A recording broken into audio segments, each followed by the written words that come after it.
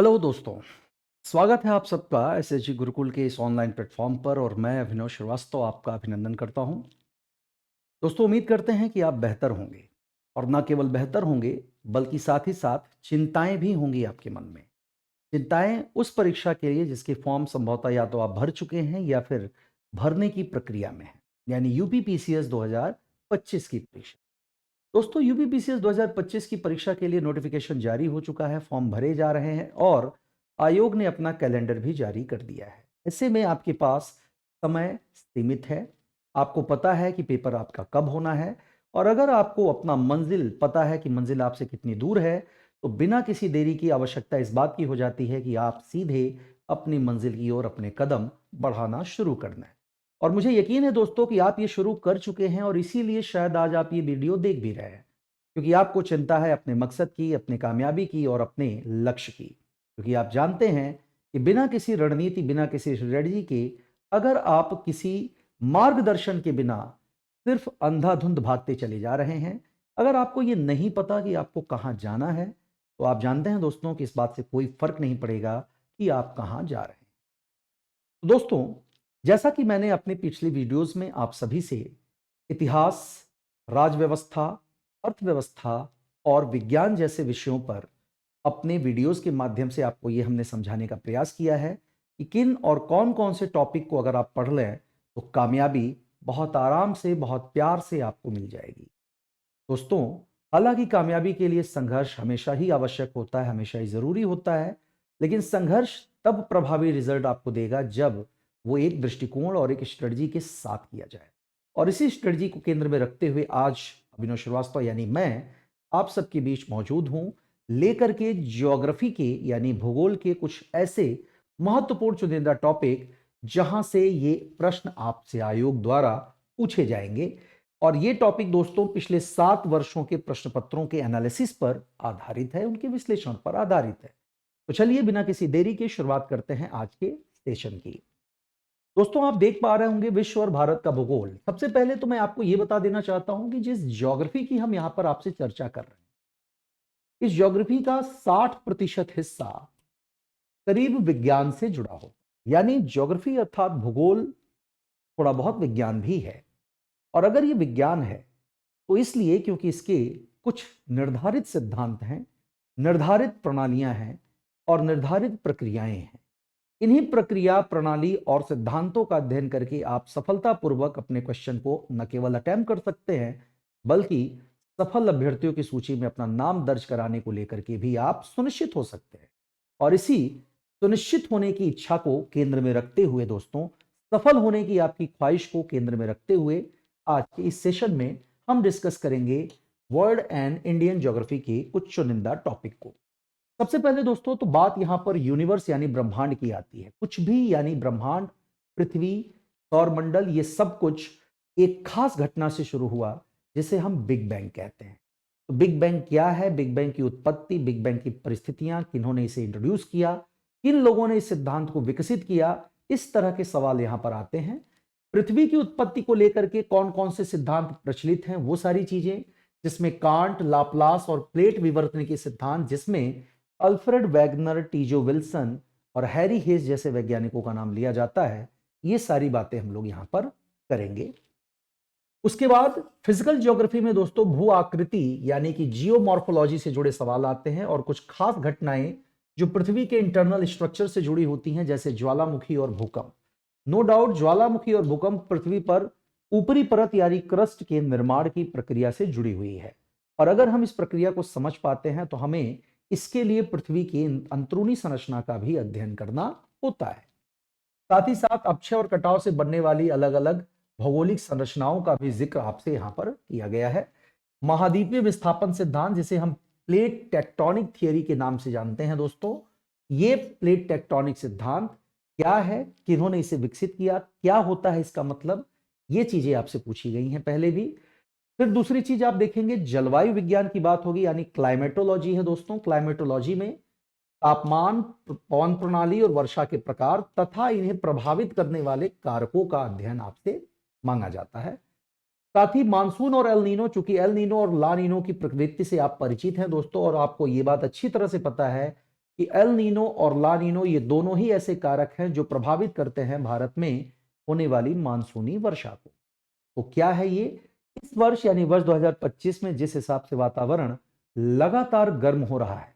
और आप देख रहे हैं कि वैज्ञानिकों ने इस चीज को लेकर के एडवाइजरी पहले ही जारी की है कि यह वर्ष अपेक्षाकृत ज्यादा गर्म हो सकता है। इसका क्या प्रभाव पड़ेगा हमारी दुनिया पर, क्या प्रभाव पड़ेगा दोस्तों ग्लेशियर्स पर, और कैसे ये समुद्र के जलस्तर को बढ़ा करके बहुत सारे तटीय देशों के अस्तित्व को खतरे में डाल सकता है, ये सारी चीजें हमें यहां पर समझनी होंगी। महासागरीय धाराएं, साथ ही साथ समुद्री लवणता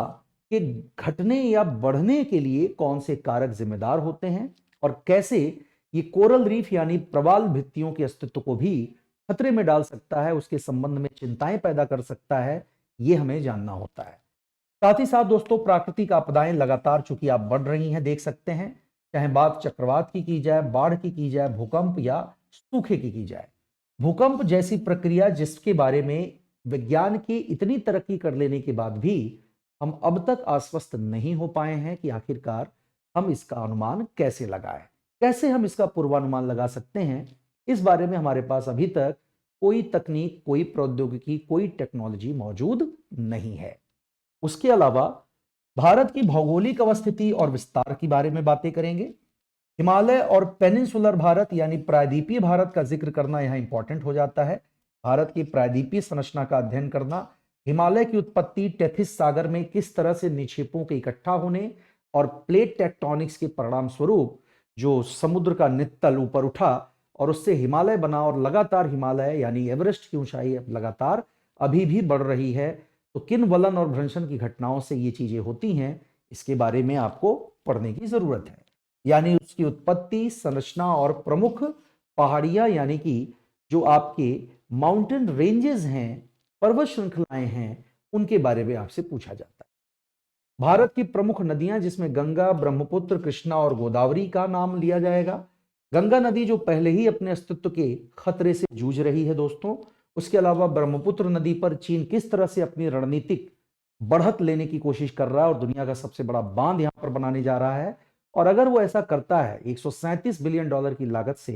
तो इसका भारत के पूर्वोत्तर क्षेत्र पर क्या प्रभाव पड़ सकता है, ये भी हमें समझना होगा। दूसरी चीज दोस्तों, भारत की जलवायु और मानसून प्रणाली की बात करें तो जलवायु भारत की कैसी है और भारत में मानसून कैसे आता है, क्या उसका डायरेक्शन होता है, क्या होता है दक्षिण पश्चिमी मानसून, और क्या है तमिलनाडु में दिसंबर के महीने में होने वाली बारिश का कारण, ये सारी चीजें हम इसमें समझेंगे। मिट्टी के प्रकारों की बात करें, काली मिट्टी, लाल मिट्टी, लेटराइट मिट्टी, ये सारी मिट्टियां क्या होती हैं, इनकी बनावट क्या होती है, जलोढ़ मिट्टी में बांगर और खादर के बीच क्या अंतर होता है, काली मिट्टी का रंग काला क्यों है, लाल मिट्टी लाल क्यों होती है, ये सारे सवाल आपके लिए इंपॉर्टेंट है। या उनमें किस प्रकार की फसलें बोई जाती हैं, ये भी आपसे पूछा जाता है। भारत की वन और जैव विविधता, इसे लेकर के दोस्तों हमें ISFR यानी कि इंडियन स्टेट फॉरेस्ट रिपोर्ट 23 को पढ़ने की जरूरत होगी, जो कि रिपोर्ट अभी रिसेंटली वन एवं पर्यावरण मंत्रालय यानी वन पर्यावरण मंत्रालय और जलवायु परिवर्तन मंत्रालय की ओर से ये रिपोर्ट जारी की गई है। भारत में वाटर रिसोर्सेज यानी जल संसाधनों की बात करना यहां जरूरी हो जाता है, और साथ ही साथ हम समझने की कोशिश करेंगे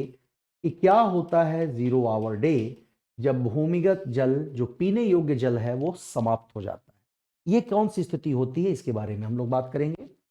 पर्यावरणीय मुद्दों की बात करें, एनवायरमेंटल मुद्दों की बात करें, तो जलवायु परिवर्तन और वन्यजीव संरक्षण के बारे में हमसे सवाल पूछा जाता है। उत्तर प्रदेश की भौगोलिक अवस्थिति और भौतिक स्वरूप की बात करेंगे। देखिए उत्तर प्रदेश विशेष तौर पर मैं आपसे मेंशन कर रहा हूं दोस्तों, क्योंकि आपको ये बात पहले भी बताई जा चुकी है कि उत्तर प्रदेश सरकार ने आयोग के मुख्य परीक्षा के सिलेबस में परिवर्तन कर दिया है और अब ऑप्शनल सब्जेक्ट को हटा करके उत्तर प्रदेश विशेष के 2 प्रश्न पत्र जोड़े गए हैं। और दोस्तों ऐसे में आपके लिए उत्तर प्रदेश की भौगोलिक, आर्थिक, राजनैतिक, वैज्ञानिक, सांस्कृतिक विविधताओं और संरचनाओं का अध्ययन करना जरूरी हो जाता है। तो इस बात की संभावना से इनकार नहीं किया जा सकता कि अगर ये परिवर्तन मेंस में किए गए हैं तो प्री में भी इसका प्रभाव हमें देखने को मिल सकता है। और ऐसे में अगर आप इस तरह के प्रश्न पत्र को हल करते हैं तो आपके लिए ये पूरी प्रक्रिया ज्यादा आसान हो जाएगी। दूसरी चीज, उत्तर प्रदेश की प्रमुख नदियों की बात करना ज्यादा जरूरी होगा, जिसमें गंगा, यमुना, घाघरा और गोमती इसकी सफाई को लेकर के होने वाली प्रक्रिया, साथ ही साथ इन्हें खतरा किन चीजों से है, गंगा नदी विकास प्राधिकरण क्या है, ये सारी चीजें हमसे यहाँ पर पूछी जाती हैं। उत्तर प्रदेश की जलवायु और कृषि, उत्तर प्रदेश में मिट्टियां और उनकी विशेषता, और उत्तर प्रदेश के खनिज संसाधन और उसके स्रोतों के बारे में भी हमसे आपसे सवाल किए जाएंगे। आगे बढ़ते हुए हम देख सकते हैं कि उत्तर प्रदेश विशेष रूप से इसमें छाया हुआ नजर आ रहा है आपको, कि उसकी प्रमुख वनस्पतियों और बायोडायवर्सिटी पर आपसे सवाल किया जाएगा दोस्तों। महाद्वीपों की अवस्थिति और संरचना पर आपसे सवाल किया जाएगा, और विश्व की प्रमुख नदियों और झीलों के बारे में भी आपसे सवाल किया जाता है इस पूरे टॉपिक में। क्योंकि नदियां उद्गम क्या है, कहां वो गिरती हैं, किस तरह से उनका प्रवाह क्षेत्र है, किस तरह की संरचनाओं का निर्माण करती हैं, कैसे भौगोलिक परिवर्तनों को अंजाम देती हैं, और कैसे जनसंख्या के लिए वो जल स्रोतों के रूप में, सिंचाई के स्रोतों के रूप में वो काम करती हैं, ये सारी चीजें हम लोग इन चैप्टर्स में स्टडी करेंगे। साथ ही विश्व के प्रमुख मरुस्थलों में लगातार बढ़ते मरुस्थलीय क्षेत्र, उसके विस्तार, और जैसा कि आप जानते हैं United nation convention for combat desertification यानी यूएनसीसीडी नाम की संस्था कैसे डिजर्टिफिकेशन यानी मरुस्थलीकरण की प्रक्रिया को रोकने के लिए कार्य कर रही है, तो उसके प्रयासों की जानकारी भी आपको होनी चाहिए। पर्वत श्रृंखलाएं, जैसा कि मैंने आपको पहले ही बताया,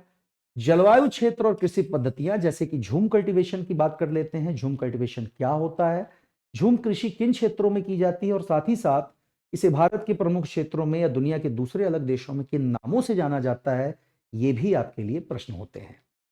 सबसे बड़ी बात कि महत्वपूर्ण नहरें और जलमार्गों का बात करना जरूरी है, क्योंकि national highway authority of India के ही तर्ज पर inner waterways authority of India का गठन किया जा चुका है, और अब पर्यावरण प्रदूषण को कम करने के लिए, उसके मद्देनजर को देखते हुए जल मार्गों के विकास और उनके उपयोग की दिशा में भी सरकार अपनी प्रतिबद्धता जाहिर कर चुकी है। भारत के प्रमुख खनिज संसाधन दोस्तों, चाहे बात हम धारवाड़ के और कुडप्पा के चट्टानों की करें जो धात्विक खनिजों का उदाहरण है, छोटा नागपुर के पठार की बात करें जो कि यूरेनियम और कोयला जैसे खनिज भंडारों के लिए जाने जाते हैं, या फिर अभी रिसेंटली जम्मू कश्मीर की बात करें जहां पर रियासी डिस्ट्रिक्ट में दोस्तों आपको पता है कि लिथियम के बहुत बड़े भंडार हमें प्राप्त हुए हैं। तो इनका क्या फायदा हो सकता है और कैसे दुनिया में दूसरे देश जिनके पास इनका स्रोत नहीं है उनसे हम बढ़त ले सकते हैं, ये सारे सवाल हमें यहां पर मिलेंगे। भारत के ऊर्जा संसाधन की अगर बात की जाए, एनर्जी रिसोर्सेज की बात की जाए, तो क्या है भारत के एनर्जी रिसोर्सेज, जिसमें थर्मल यानी कोयला आधारित, जल विद्युत आधारित और नवीकरणीय ऊर्जा जिसमें सोलर एनर्जी, विंड एनर्जी, ज्वारीय ऊर्जा जिसे हम टाइडल एनर्जी कहते हैं, और जियोथर्मल एनर्जी का प्रयोग हम कैसे करेंगे।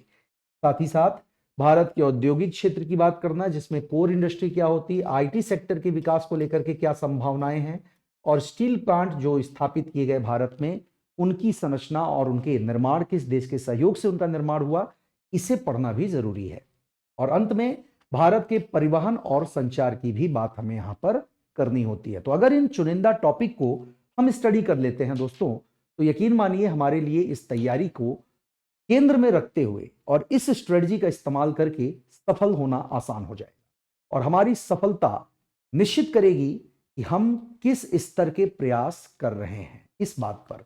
सबसे बड़ी बात यह भी है दोस्तों कि इन प्रयासों को केंद्र में रखते हुए, जैसा कि मैंने आपसे कहा कि एसएचजी गुरुकुल पूरी तरह से समर्पित है आपके लिए, और उत्तर प्रदेश के सबसे बड़े और सबसे प्रतिष्ठित ऑनलाइन प्लेटफॉर्म के तौर पर आपने हमें पहचान दी है, और हम आगे भी आपके इस भरोसे को कायम रख पाएं, और इसी के लिए हम लेकर आए हैं आपके लिए, जैसा कि आप देख सकते हैं दोस्तों, यूपीपीएससी प्री 2025 को लेकर के एक टारगेटेड बैच जो कि 18 मार्च 2025 को शुरू हो रहा है। दोस्तों ये बैच पूरी तरह से कुछ खास तरह के फीचर से लैस है, जिसमें आपकी क्लासेस जो आपको मिलेंगी वो लाइव और रिकॉर्डेड दोनों तरह से मिलेंगी, और आप 24/7 इन क्लासेस को एक्सेस करके वीडियोस को बार बार देख सकते हैं। दूसरी बात कि हम आपको यहां पर न केवल स्टडी मटेरियल प्रोवाइड कराएंगे, वो स्टडी मटेरियल ऑनलाइन और ऑफलाइन दोनों मोड में होंगे। प्रीवियस पेपर्स की बुक भी आपको उपलब्ध कराई जाएगी, और उसके साथ आपको ऑनलाइन मॉक टेस्ट देने का भी मौका मिलेगा, जिससे आप अपनी तैयारी को परख सकें और समझ पाएं कि कहां कमियां हैं, जिन्हें दूर करके आप सफल अभ्यर्थियों की सूची में अपना नाम दर्ज करवा पाएंगे। साथ ही दोस्तों आपके सभी प्रकार की शंकाओं के निवारण और उसके समाधान के लिए हम इसमें ऐड करेंगे एक डाउट सेशन क्लास। यानी इस क्लास के माध्यम से आप अपनी सभी शंकाओं का समाधान कर सकते हैं। सबसे बड़ी बात यह है कि यहां पर इस बैच का प्राइस जो है वो 5000 था, लेकिन हमने आपके लिए इस बैच की कीमत को कम करके दोस्तों सिर्फ 3500 रुपए कर दिया है। लेकिन यहां पर एक और चीज, होली के मद्देनजर दोस्तों, अगर आप इस बैच पे अभी इनरोल करते हैं, अभी रजिस्टर करते हैं, तो आप इस बैच को केवल 2500 रुपए में ही हासिल कर लेंगे। और ऐसा करके आप तुरंत ही अपने आप को आगे कर लेंगे उन सारे अभ्यर्थियों से जो कि इस दिशा में तैयारी कर रहे हैं, लेकिन उनके पास कोई प्रभावी मार्गदर्शन और रणनीति नहीं है। तो इसी रणनीति और प्रभावी मार्गदर्शन की उम्मीद के साथ जुड़िए एसएसजी गुरुकुल के इस मंच पर। और मैं अभिनव श्रीवास्तव आपसे जल्द ही मिलूंगा, खासकर कि ऐसे कुछ खास डेमो वीडियोस को लेकर के जो आपको यह अनुभव कराएंगे कि एक्चुअल में तैयारी का स्तर आपका क्या होना चाहिए, प्रश्नों को देखते हुए, प्रश्नों को केंद्र में रखते हुए, आयोग के बदलते पैटर्न को देखते हुए आगामी परीक्षाओं के लिए आपकी स्ट्रेटजी कैसी और क्या होनी चाहिए, ये सारी बातें हम लोग डिस्कस करेंगे उन क्लासेस में। उम्मीद करते हैं दोस्तों आपको ये सेशन पसंद आया होगा, और अगर हाँ, तो इस चैनल को लाइक, शेयर और सब्सक्राइब करना ना भूलिए। और अपने मित्रों से भी जरूर इस चैनल को डिस्कस करिए, क्योंकि उन्हें जरूरत होगी एक ऐसे कंटेंट की, एक ऐसे प्लेटफॉर्म की जो समर्पित है उनकी सफलता के लिए।